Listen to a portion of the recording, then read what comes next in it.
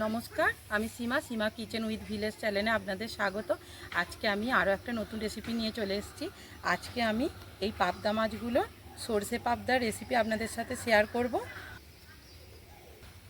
আপনারা ভিডিওটা প্রথম থেকে শেষ পর্যন্ত দেখতে থাকুন। এই পাবদা মাছের রেসিপিটা একদম অনুষ্ঠান বাড়ির মতো আমি রেসিপিটা তৈরি করব।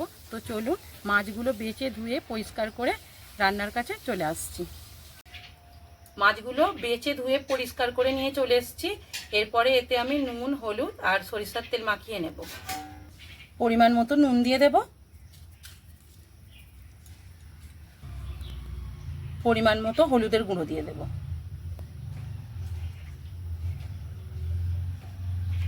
দু চামচের মতো সরিষার তেল দিয়ে দেব। ভালো করে নুন, হলুদটা আর সরিষার তেলটা মাছের মধ্যে মাখিয়ে নেব। আর দেখুন, সব মাছের মধ্যেই ডিমে পুরো ভর্তি। এই যে সব মাছের মধ্যেই পুরো ডিম। ভালো করে সব মাছের মধ্যে আমি নুন, হলুদ আর তেলটা মাখিয়ে নিয়েছি। আমি এই সব মশলাগুলো নিয়েছি, এগুলো বেটে নেব।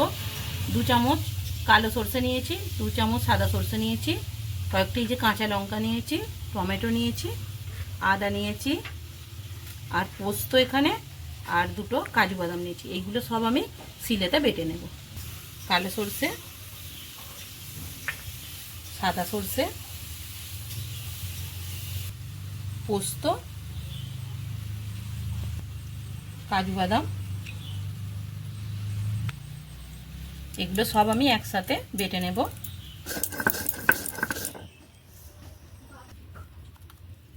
সরষেটা বেটে নিয়েছি, এবার আমি তুলে নেব। এবারে কাঁচা লঙ্কাটা, আদাটা 2টো একসাথে বেটে নেব। কাঁচা লঙ্কাটা বেটে নিয়েছি, এটাও তুলে নেব। টমেটোটাও বেটে নেব। টমেটোটাও বেটে নিয়েছি। উনুনটা ধরিয়ে নিয়েছি, এবার কড়াইটা বসিয়ে দেব। কড়াইটা গরম হয়ে গেছে, এবার সরিষার তেল দিয়ে দেব।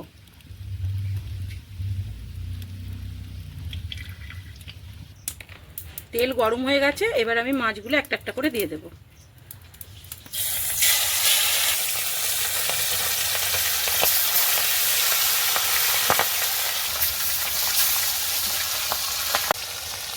মাছগুলো ভালো করে উল্টে পাল্টে একটু ভেজে নেব।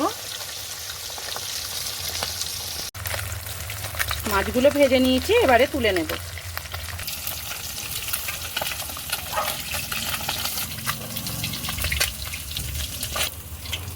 এই মাছগুলো আমি ওই একইভাবে ভেজে নেব।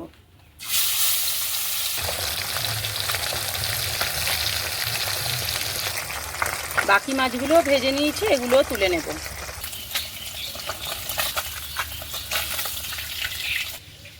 মাছের ওই তেলেতেই কালো জিরে ফোড়ন দিয়ে দেব। আদা আর কাঁচা লঙ্কা বাটাটা দিয়ে দেব।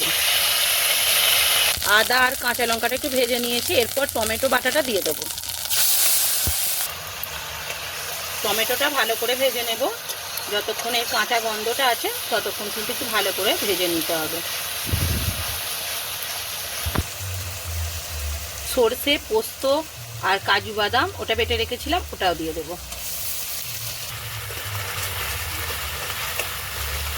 কাশ্মীরি লঙ্কার গুঁড়ো দিয়ে দেব। 1/2 চামচ হলুদের গুঁড়ো দিয়ে দেব।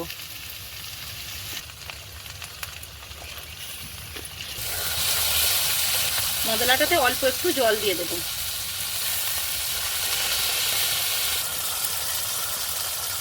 পরিমাণ মতো নুন দিয়ে দেব।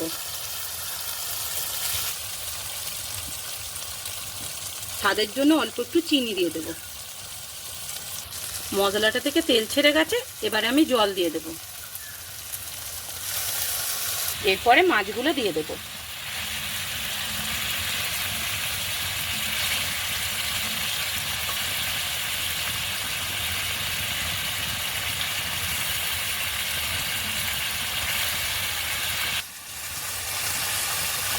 ভালোভাবে মাছগুলো একটু ফুটিয়ে নেব। মাছটা রান্না করা হয়ে গেছে, এরপরে নামানোর আগে আমি 4টে কাঁচা লঙ্কা দিয়ে দেব আর অল্প একটু সরিষার তেল দিয়ে দেব। থেকে অল্প একটু ধনেপাতা কুচি ছড়িয়ে দেব। এটাকে নাবিয়ে নেব।